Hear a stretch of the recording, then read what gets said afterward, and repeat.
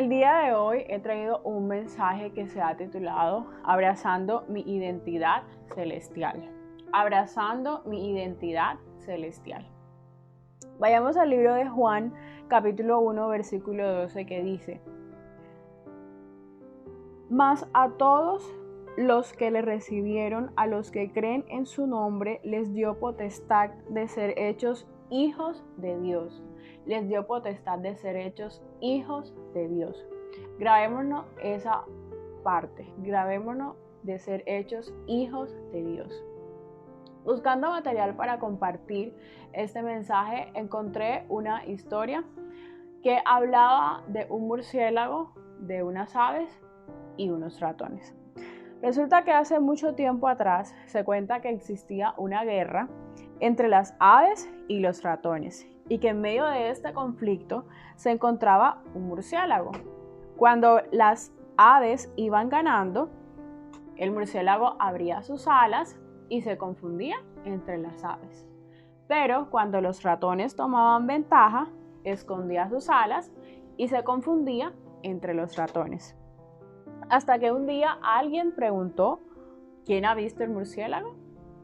La batalla se detuvo en ese momento. Tanto aves como ratones empezaron a buscar al murciélago. El murciélago, ¿dónde está el murciélago? No había rastro del murciélago. El murciélago, asustado, no sabiendo qué hacer, no sabiendo si abrir sus alas o esconderlas, decidió huir. Y huyó con una velocidad tan grande que llegó a una cueva y se escondió. Y se dice que hasta el día de hoy, por eso el murciélago vive en cuevas, solo y escondido. ¿Qué nos relata esta historia? ¿Qué nos da a entender esta historia? Que había un murciélago que no tenía una identidad clara, ¿verdad? Este murciélago no sabía con qué identificarse. Él no sabía si era un ave o si era un ratón. Él simplemente cuando alguno de los dos equipos iba ganando, él se iba para el equipo ganador. Pero al final nunca supo con quién identificarse. Claramente vemos que este murciélago no tenía una identidad definida. Entonces dice Juan 1:12, más a todos los que le recibieron, a los que creen en su nombre, les dio potestad de ser hechos hijos de Dios. Actualmente vemos que cuando le preguntas a una persona, ¿quién eres tú? ¿Qué dice? Yo soy ingeniero, yo soy arquitecto, yo soy abogado. Dicen qué es lo que ellos estudiaron, ¿cierto? Pero esto es parte de su formación, pero no dicen quién es la persona. Desde el principio, Dios nos ha querido regalar identidad. Identidad es aquello que Dios colocó en nosotros desde el principio de la creación. Recordemos cuando Dios estaba creando al hombre, que dijo: hagamos al hombre a nuestra imagen y semejanza. Porque Él desde el inicio quiso darnos una identidad. Quiso poner su esencia en nosotros, ¿cierto? Para que nosotros pudiéramos caminar con libertad, andar como Él, pensar como Él. Pero ¿qué pasa? Que esta identidad es quebrada. ¿A causa de qué? Del pecado. Pero aún cuando esta identidad es quebrada a causa del pecado, el Señor ya tenía un plan para que nosotros pudiéramos llegar a esa identidad nuevamente, ¿cierto? Entonces vemos que hoy la sociedad no tiene una identidad clara y por eso vemos tantas cosas que suceden el día de hoy. Vemos a una sociedad que muchas veces se ha dejado llevar de lo que dicen otras corrientes, pero no saben qué es, ni siquiera saben a veces el concepto de identidad. Y a veces vemos cómo influencia el entorno, cómo influencia la crianza, tanto así que a veces ese padre o esa madre que a veces tuvimos no nos dio esa educación de la mejor forma. ¿Y qué pasa? Hoy nacen hijos inseguros, nacen hijos que crecen tímidos, nacen hijos que a veces ven la ocupación de sus padres como que no les interesa su vida y crecen con una baja autoestima. Entonces vemos aquí el tema de la paternidad, cómo juega un papel tan importante en la identidad de un niño, ¿cierto? Vemos también cómo el abandono de uno de ellos, las situaciones, la violencia intrafamiliar, todo esto, cómo juega un papel en la construcción de la identidad. Entonces, Juan 1:12 dice: mas a todos los que le recibieron, a los que creen en su nombre, les dio potestad de ser hechos hijos de Dios. Es decir, en la Biblia el Padre nos habla y dice: ustedes son mis hijos, ¿cierto? Mas a todos los que le recibieron, a los que creen en su nombre, les dio ese derecho, les dio esa autoridad, les dio esa potestad de ser hechos hijos de Dios. ¿Y qué éramos antes de conocer al Señor? Éramos producto de un sentimiento de abandono, éramos producto de una familia disfuncional, éramos producto de esa falta de atención, éramos producto de sentimientos de rechazo, éramos producto de todo lo que se nos pasaba por alrededor porque no había algo claro. Pero cuando el Señor llega a nuestras vidas, entonces Él empieza a poner una identidad en nosotros. Dice Efesios 1:4, según nos escogió en Él antes de la fundación del mundo, para que fuésemos santos y sin mancha delante de Él. Así es como Él nos veía desde antes de la fundación del mundo. Él ya había dicho: yo los veo de esta forma. Y podemos encontrar en la palabra diferentes ejemplos de personas que Dios decidió darle una identidad. Y tenemos claro el ejemplo de Abraham, ¿cierto? Cuando Dios lo llama y le pone un nombre, le cambia su nombre y le dice que lo va a hacer padre de generaciones, de multitudes. Y le cambia este nombre dándole una identidad a Abraham. Entonces, que no nos pase en nuestra vida como a este murciélago que, no sabiendo qué era, que no teniendo una identidad clara, se confundió, huyó, se escondió y nunca más apareció, porque se dice que hasta el día de hoy él sigue escondido. Y quiero que mantengamos durante todo este mensaje 3 palabritas, 3 conceptos claros. Identidad, que ya lo hemos hablado, que lo hemos venido relacionando desde el inicio. Paternidad, que bueno, tenemos el mejor ejemplo del mundo de padre, que es nuestro Dios, que Él dio a su único hijo como ese regalo para que nosotros pudiésemos acceder a Él, ¿cierto? Y la orfandad, definiéndose la orfandad como esa falta de ayuda, como esa falta de favor o de valimiento en que una persona se encuentra. Entonces, ¿qué es lo que Dios hace en nuestra identidad? Nuevamente volvamos a leer Juan 1:12, que dice: mas a todos los que le recibieron, a los que creen en su nombre, les dio potestad de ser hechos hijos de Dios. Para saber lo que el Señor hace en nuestra identidad, es necesario que nosotros podamos aceptar su paternidad. Pero la única manera de aceptar su paternidad es que haya un nacimiento espiritual, ¿cierto? Que haya un arrepentimiento de pecados, que haya un abandono de pecados y que podamos aceptar el sacrificio de Jesús, que lo podamos confesar como nuestro Señor y como nuestro Salvador. Efesios 2:18 dice de la siguiente forma: porque por medio de Él los unos y los otros tenemos entrada por un mismo espíritu al Padre. Así que ya no sois extranjeros ni advenedizos, sino conciudadanos de los santos y miembros de la familia de Dios. ¿Pero por qué? Por medio de Él, por medio de Jesucristo. Ahora quiero que vayamos a una historia que seguramente la mayoría de nosotros la debe conocer, y es la historia del hijo pródigo, que se encuentra en Lucas 15. Lucas 15, del versículo 11 al versículo 24. Y dice de la siguiente forma: parábola del hijo pródigo. También dijo: un hombre tenía 2 hijos, y el menor de ellos dijo a su padre: Padre, dame la parte de los bienes que me corresponde, y les repartió los bienes. No muchos días después, juntándolo todo, el hijo menor se fue lejos a una provincia apartada, y allí desperdició sus bienes viviendo perdidamente. Y cuando todo lo hubo malgastado, vino una gran hambre en aquella provincia y comenzó a faltarle. Y fue y se arrimó a uno de los ciudadanos de aquella tierra, el cual le envió a su hacienda para que apacentase cerdos. Y deseaba llenar su vientre de las algarrobas que comían los cerdos, pero nadie le daba. Y volviendo en sí, dijo: ¿cuántos jornaleros en casa de mi padre tienen abundancia de pan y yo aquí perezco de hambre? Me levantaré e iré a mi padre y le diré: Padre, he pecado contra el cielo y contra ti, ya no soy digno de ser llamado tu hijo. Hazme como a uno de tus jornaleros. Y levantándose, dice la palabra, vino a su padre, y cuando aún estaba lejos, lo vio su padre y fue movido a misericordia, y corrió y se echó sobre su cuello y le besó.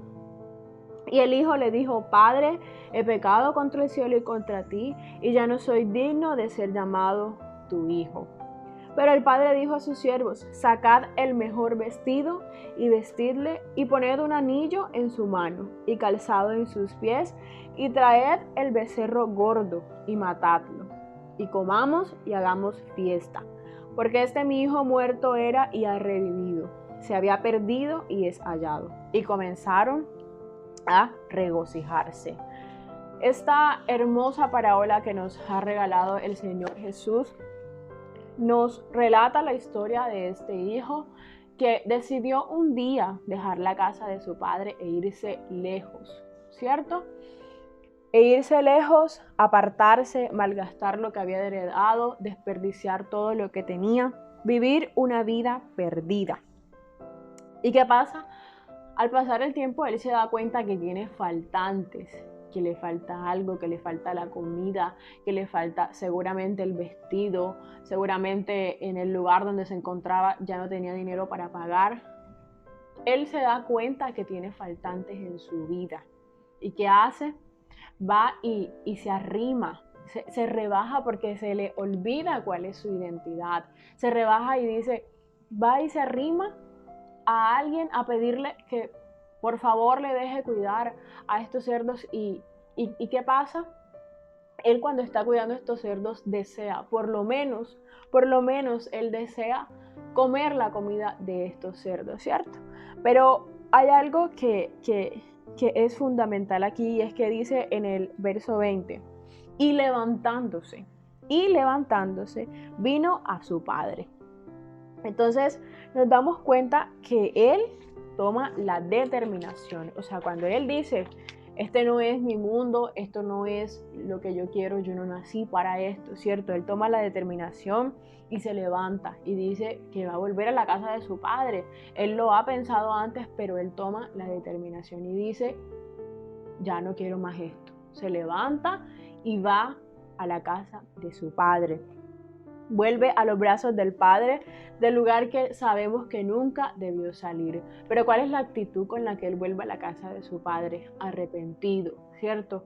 Él se da cuenta que él vivió su vida como no debía vivirla, y seguramente él se sentía vulnerable, se sentía solo. La palabra dice que él expresa que le dice a su padre que no es digno. Se sentía indigno, no se sentía merecedor de absolutamente nada, no se sentía merecedor de regresar a la casa de su padre, ¿cierto? Entonces él regresa a la casa de su padre y él desea que su padre lo acepte, así sea para vivir como uno de sus empleados. Pero para su sorpresa, ¿qué pasa? El padre amoroso, cuando lo ve, él no dice la Biblia que toma una cara y la arruga, no, él con ese amor va, dice, movido a misericordia, va y lo besa, ¿cierto? Va y lo besa y lo abraza. Y él, sabemos por la historia que nos cuenta, que el padre ve a su hijo desde lejos con ese amor, con ese deseo, con ese gozo, porque su hijo estaba muerto, pero ha resucitado. Pero, ¿qué hace el padre cuando lo ve? Lo abraza, ya lo dijimos, ¿cierto? Lo abraza, lo besa.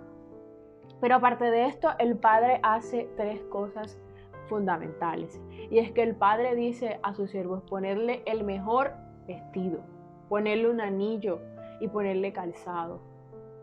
Y cuando habla, investigando un poco en la antigüedad, cuando alguien daba un anillo, esto era una insignia real. Esto era otorgar dignidad, otorgar aceptación.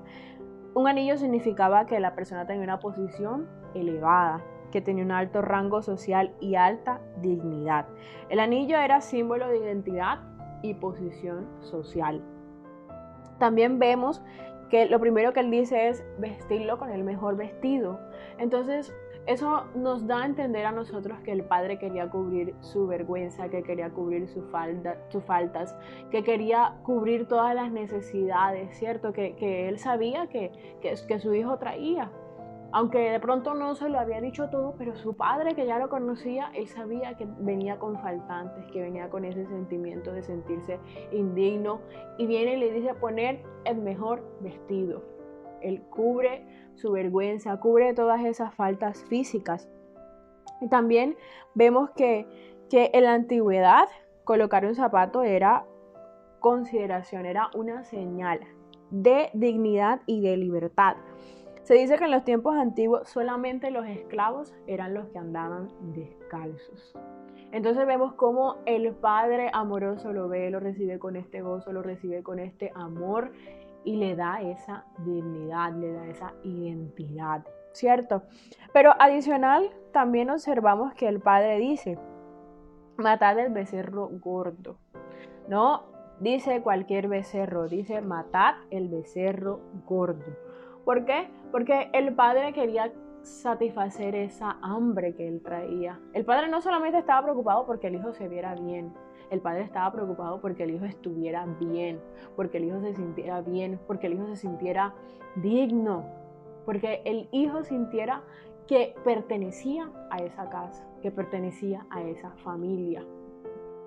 Y es hermoso ver cómo Dios, nuestro Padre, cubre todas esas faltas, ¿cierto? Entonces, vemos 3 etapas, 3 puntos, 3 pasitos importantes en esta historia. El hijo suelta la orfandad. El hijo recibe la paternidad, acepta esa paternidad y abraza finalmente la identidad. Él suelta esta orfandad porque él dice ahí en el verso 20, y levantándose.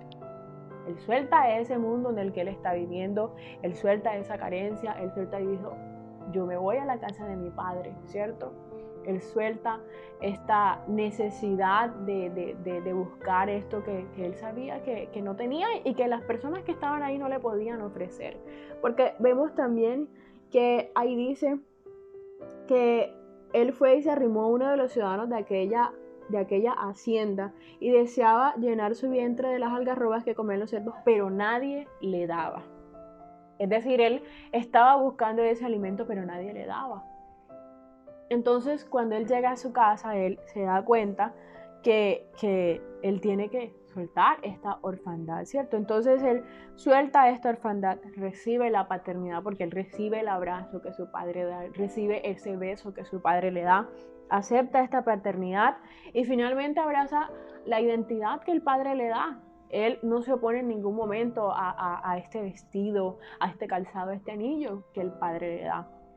Entonces, el Señor en esta parábola nos permite entender que el deseo de su corazón es que nosotros tengamos esa identidad de hijos suyos, que nosotros le pertenecemos a Él. En la Biblia podemos encontrar, como ya lo mencionaba antes, varios personajes que Dios le dio identidad. Encontramos en Éxodo 2 a Moisés. Moisés nació con una identidad de pueblo de Dios, porque él nace en el pueblo. Pero ¿qué pasa?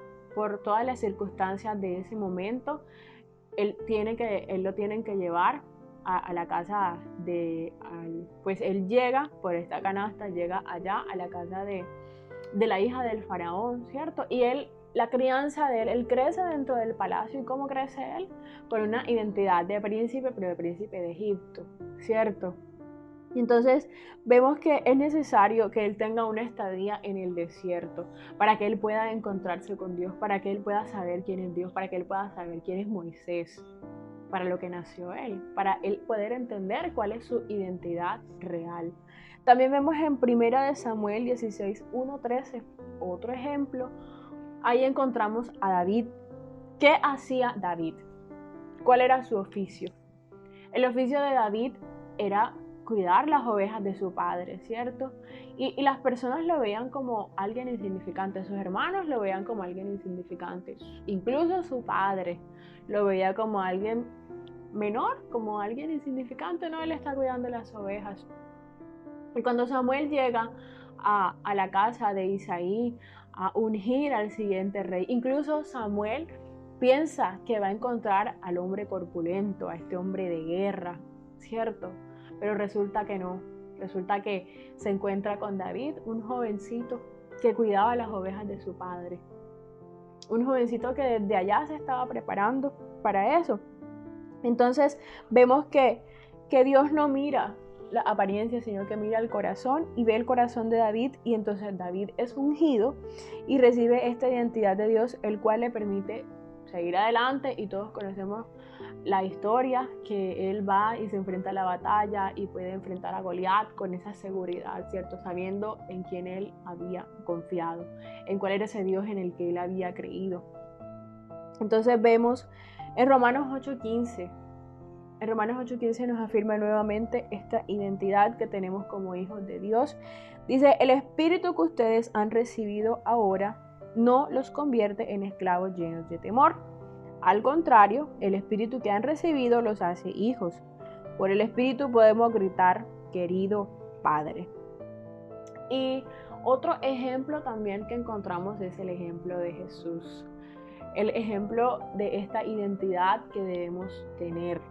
Cuando Él es bautizado allá en el río Jordán, ¿qué pasa? Que el Espíritu Santo viene sobre Él y una voz del cielo le dice, este es mi Hijo amado, en quien tengo complacencia, ¿cierto? El Dios Padre está afirmando la identidad de su Hijo, la identidad de que Él es su Hijo amado. Entonces, una vez nosotros recibimos a Jesús, lo aceptamos, nacemos de nuevo y el Espíritu toma control de nuestras vidas y nos permite reconocer esta relación que Dios Padre tiene con sus hijos. Vemos también que cuando aceptamos la paternidad de Dios, y también lo vimos ahí en la parábola del Hijo Pródigo, recibimos perdón. El perdón lleva a que nosotros podamos estar sanos. En Salmo 103 dice, bendice alma mía a Jehová y no olvides ninguno de sus beneficios. Él es quien perdona todas tus iniquidades, el que sana todas tus dolencias, el que rescata del hoyo tu vida, el que te corona de favores y misericordias, el que sacia de bien tu boca, de modo que te rejuvenezcas como el águila.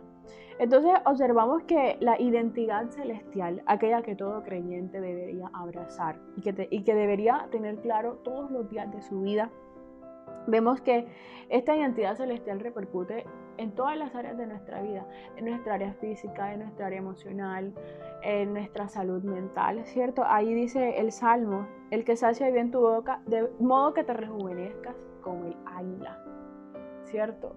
Entonces, eso es lo que debemos tener claro, lo que la identidad de Dios, lo que esa identidad hace en nuestras vidas. Repercute cada área de nuestra vida. Si nosotros tenemos claro la identidad celestial, la que el Dios Padre nos ha regalado, entonces las demás áreas van a ser afectadas de forma positiva. Entonces, ¿qué es lo que Dios dice de mí?